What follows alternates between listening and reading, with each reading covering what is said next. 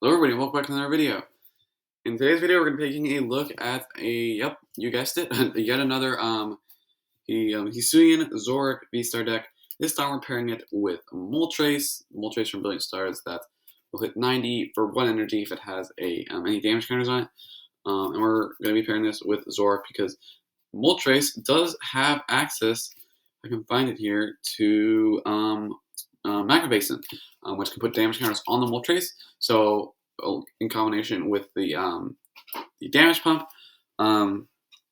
you can move those damage counters around and basically kind of like tide yourself over in terms of damage. You'll be hitting like 100 to 150 damage before you can find the Gape Jaw Bog and like really get going, because that's like the main hurdle of Zoroark decks. Finding the Gape Jaw Bog can be kind of a pain, but we have like kind of 2 more in our deck.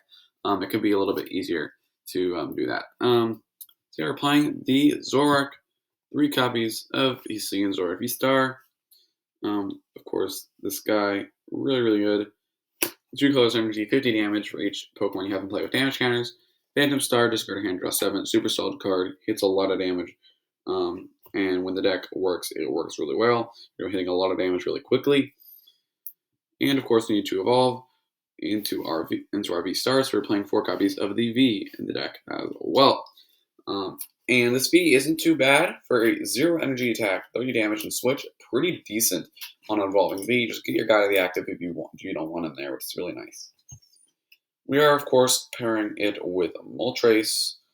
3 copies of Moltres from Brilliant Stars.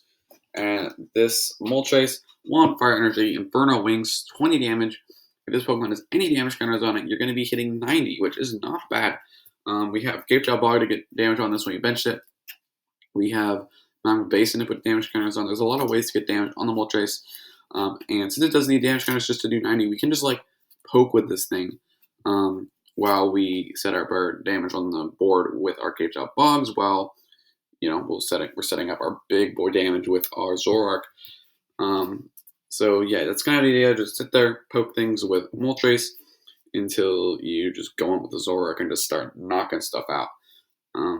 That's kind of like the main idea, and that's actually like all the multiple Pokemon we're playing. A couple 1-0s, 1 Lumineon V, 1 Sparkling Lucia, and 1 Dunsparce as well.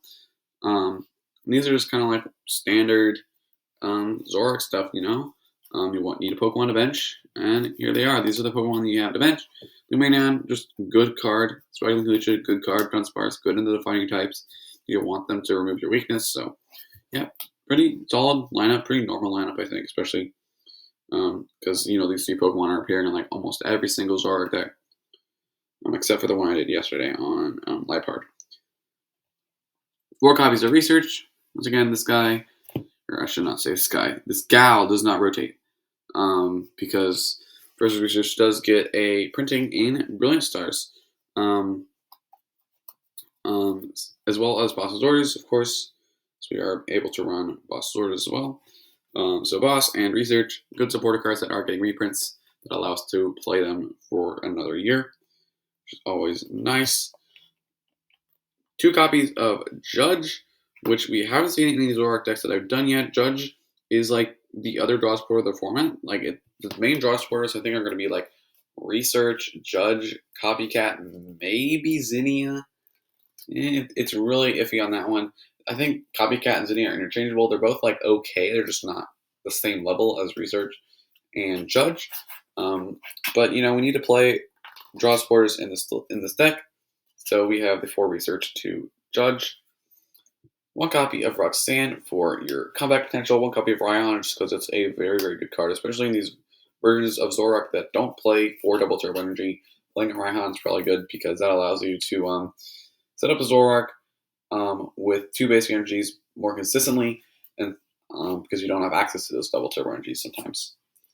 1 copy of Sharon's Care because you get to put the Zoroark back in your hand once again to just keep swinging, and that is how you're going to Sharon's Care is just a really good card, giving you basically +1 turn if you manage to pull it off. You have Lumineon to search out the Sharon as well. I just realized I'm talking about a card that's still in there. I don't know how that happened. Sorry, 1 copy of Sharon's Care. I just realized, okay, that was a big big brain fart there. Adventures Discovery, because we have a lot of Pokemon, we want to search them out sometimes, just all at once. We got the Adventures. Generous Care, just a good card. Sorry if I confused some people there. Stadium cards.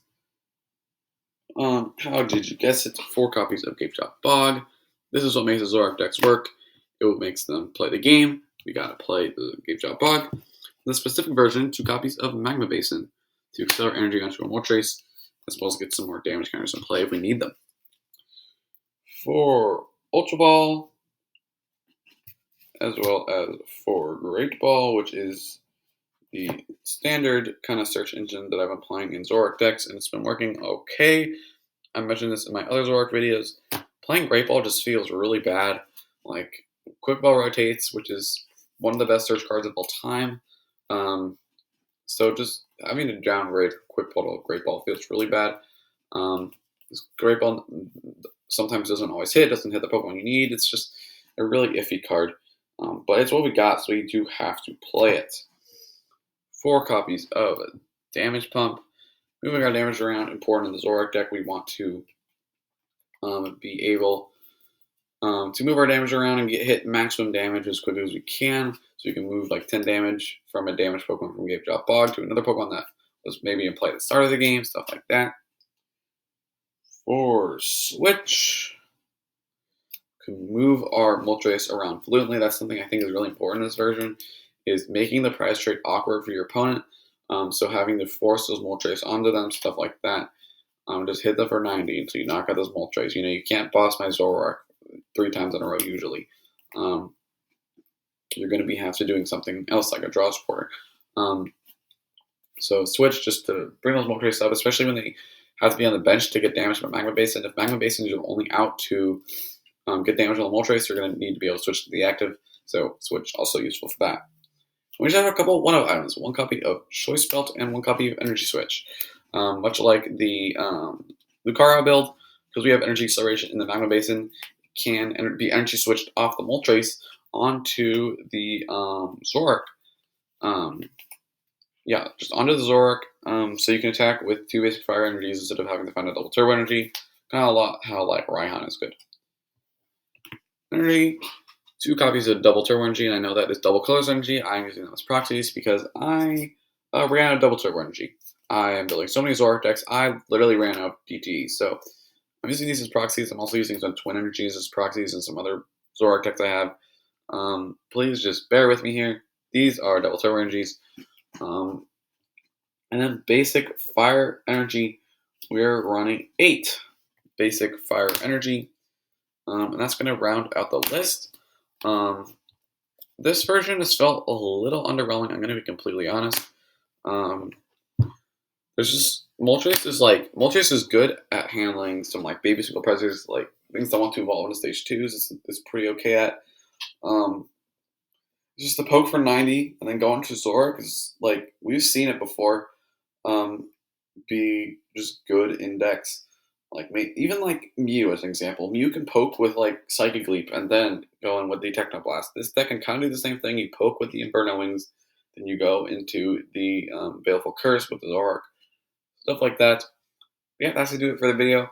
If you guys liked it, don't forget to leave a like. If you guys want to see more videos like this, I am definitely going to be doing more Zoroark decks. I have a lot more written down I have to make and do videos on. So yeah, if you guys want to see that, please subscribe. This is it for the video. I'll see you guys in the next one.